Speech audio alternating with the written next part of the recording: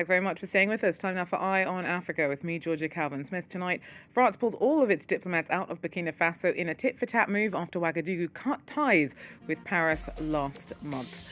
Also, in Tanzania, young people planning on taking to the streets in anti-government protests this week don't know what is in store after planned demonstrations are banned by the government. And they'll show you anything but a good time. Lagos's Yahoo Boys are behind a lucrative but heartbreaking industry of online love scams. And after his mum was sucked in, Spanish journalist Carlos Barragan uncovered a complex and uncomfortable web of loneliness, deceit, and betrayal. I speak to him about his book, The Yahoo Boys. But first, Burkina diplomatic staff were given a Monday evening deadline to leave Paris after France escalated fraying relations with the country. Now, they've been unraveling ever since Burkina Faso's military takeover in September 2022. Ouagadougou broke off ties with Paris last month, and France has also pulled out all of its envoys to the West African country. Laurent Berstecker breaks it down for us. June 2026, Burkina Faso officially announces its decision to break off diplomatic ties with France. The government of Burkina Faso informs the national and international community that it has decided to sever diplomatic relations with the French Republic. Paris immediately denounced a hostile and unfounded decision and in turn demanded the departure of Burkinabe's diplomatic staff from its territory a week later. It was the culmination of years of escalating tensions between the two countries, a diplomatic rift that began in September 2022 after Burkina Faso experienced its second military coup in less than a year. The country's new leader, Ibrahim Traoré, began to repeatedly criticize the former colonial power, accusing it of interfering in Burkina Faso's domestic affairs. In January 2023, he called on Paris to recall its ambassador, Luc Alad, and months later, he demanded the departure of French troops stationed in the country. As relations with France continued to sour, Burkina Faso also left West African regional body ECOWAS in 2025, while attempting to forge new partnerships and alliances with Russia, Turkey, and Iran. It's now become the third country to completely sever diplomatic ties with France after North Korea and Afghanistan. A look now at some news in brief. Nigeria says that at least 2 of its people were killed during recent anti-migrant violence in South Africa, one allegedly by police. South Africa says that it is investigating, that Abuja should send over any evidence that it has about the circumstances. Months of xenophobic tensions have spilled over into attacks on migrants and their property, as many South Africans blame them for the country's high cost of living crisis and unemployment. Mozambique and Ghana also say that they've lost people during the unrest. In Mali, extremist fighters working with Tuareg FLA separatists kept up their assault of the camp of Anefis on Monday as they tried to secure control of the northern region of Kidal. Now, Russian paramilitaries and some Malian soldiers that they're working with are holed up in Anefis. The attack on the army positions was launched on Saturday, and FLA reinforcements reportedly arrived at the site early Monday. The World Health Organization says that DR Congo's Ebola outbreaks claimed at least 506 lives now since it was announced in mid-May. The number sits amongst the 1,561 confirmed infections in the country. 2 people have also died of the infection in neighboring Uganda, which has seen about 16 patients recover of 20 confirmed cases of the rare Bunjimbuyo strain of Ebola. Now, although there are no approved vaccines or treatments, DRC did begin trials of 2 potential treatments for it in the country last Thursday. Now, in Tanzania, young people planning on taking to the streets for anti-government protests on Tuesday are braced for the worst. Demonstrators had planned to rally and demand democratic reforms before political marches were banned last week.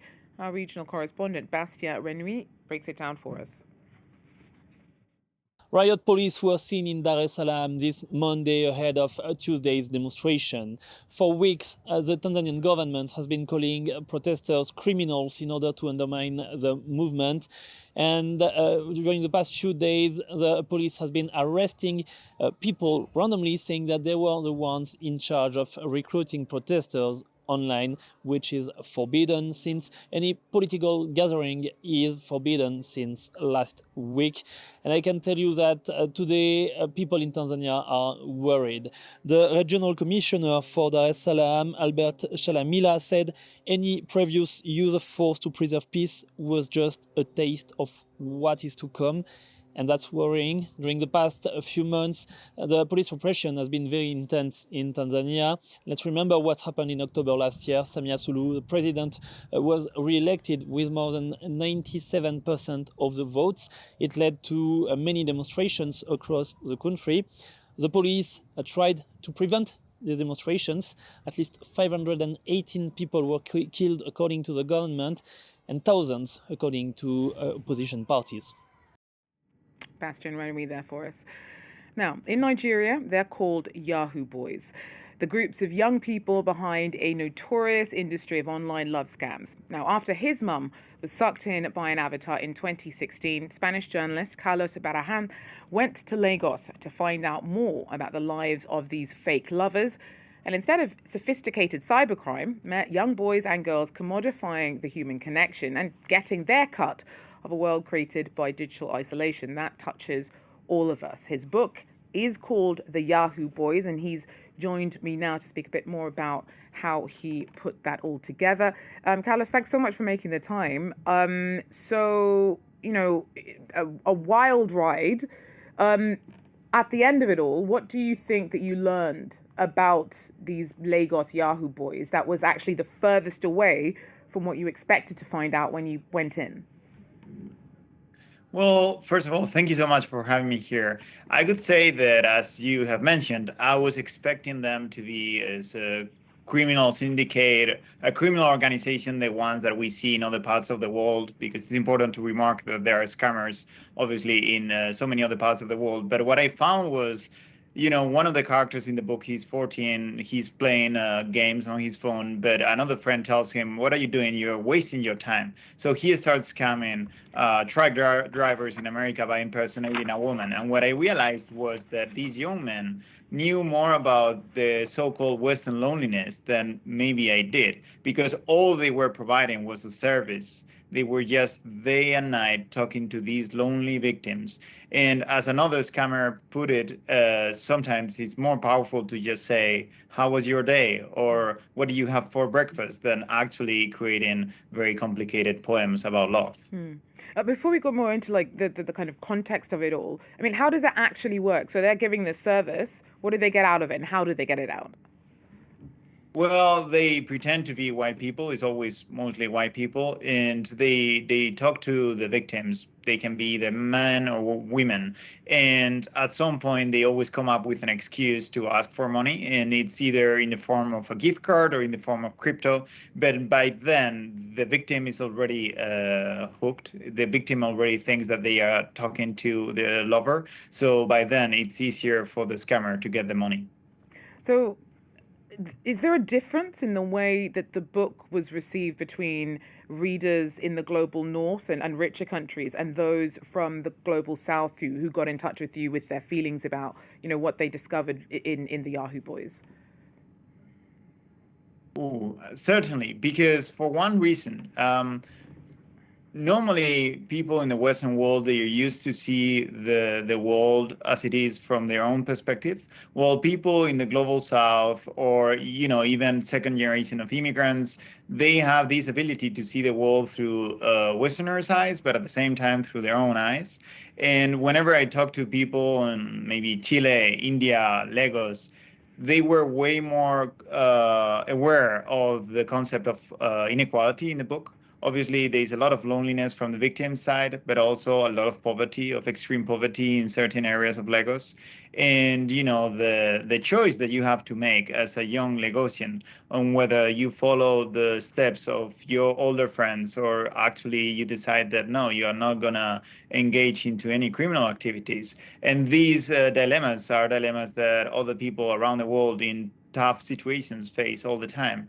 But certainly, I think that when you come from another country that is not part of the so-called Western world, you have a more nuanced understanding of the book. I mean, what was interesting is when we were speaking before, you were really highlighting how to walk that very tight line of recognizing the context that shaped these people without making it seem like they didn't have a choice. But that still being the case, most people, we like things simple, and in books like this, it's easy to try and keep the Yahoo Boys as the primary problem, the primary villains. But you actually found that they actually sit within a wider network of failures. Tell us a bit more about that. Well, I always say that the same way American reporters rush into a family who had a young man who suddenly became a school shooter, and the reporters want to understand everything about that family's life to try to understand at what point the life of that young man got off the rails. I think that we should give that same of detail, careful to detail to all the people around the world. And when you look at the lives of young men, the 4 young men I follow in the book in Lagos, in a very poor community, you see that they are also marked by inequality, by free access to technology, by also colonialism, and in some way slavery. So when you factor in all these elements, then suddenly it is not as simple as it seems. Of course, that doesn't mean that you should justify any criminal activities. I don't do that in the book. But then it makes the picture more messy. And, reality is always messier than what we want to acknowledge. And with this book, I think it's kind of like putting a mirror in front of the Western readers to see what it is to be a young man in a poor neighborhood in Lagos.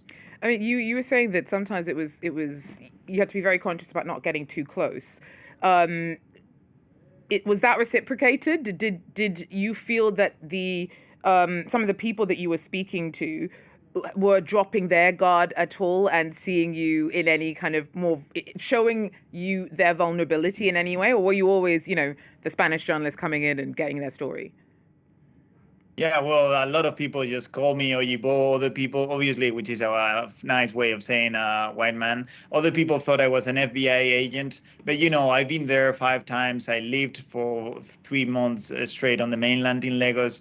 People got used to me, my presence, but at some point the scammers themselves, they saw that I was interested in their own lives rather than just in the criminal activities, because I wanted to understand why they were doing it, how they were doing it, and all the conditions that pushed them into doing it. I think that some of them lowered their guard, but of course I was always very conscious that they make a living by lying. So I also fact check whatever they were telling me, and I was very cautious of their own tales because they lied to themselves a lot as well. As do we all, I guess. Carlos, thank you so much. Carlos Barragan, the author of the Yahoo Boys, a journey into the lives of some of the young people behind some of the notorious online love scams. Well, finally, we leave you with some images of ecstatic fans escorting Cape Verde's Blue Sharks on their return as they came back to Praia on Sunday. There was a celebratory parade after their slender defeat to Argentina in one of the World Cup's most surprising matches. Well, that's it for us at Eye on Africa. Thanks very much for joining us, and make sure that you do again if you can. Till then, take care.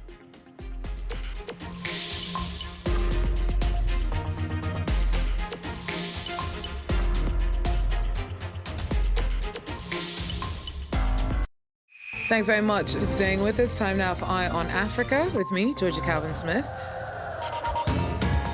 All the latest in politics, economics and the arts in Africa on France 24.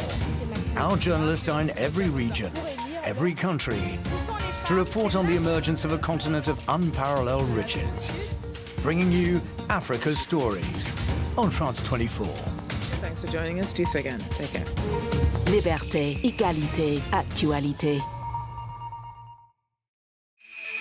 Since 2006, in French, English, Arabic and Spanish, the world's most influential figures trust us with exclusive interviews. Global leaders sharing their visions for the future. Vous avez 142 pays qui ont signé la déclaration de New York. Artists and creators spark inspiration. Thought leaders and innovators shape what's next. The biggest names are on France 24. Liberté, égalité, actualité.